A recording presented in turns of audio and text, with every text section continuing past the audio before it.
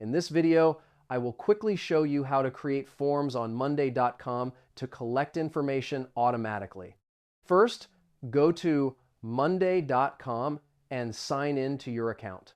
Once you are inside, open the board where you want to receive the form responses. Next, click the Add View button located at the top of the board. Then select the form option to create a form based on your board columns. Monday.com will automatically generate a form with fields such as text, date, status, or multiple choice options. You can customize the form by editing the title, adding questions, or rearranging the fields. After that, click Share Form to copy the link and send it to others. Whenever someone submits the form, the responses will automatically appear inside your board.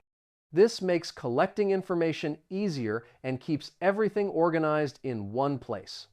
And that's it. Now you know how to create forms on monday.com easily. Save this video so you can check it again.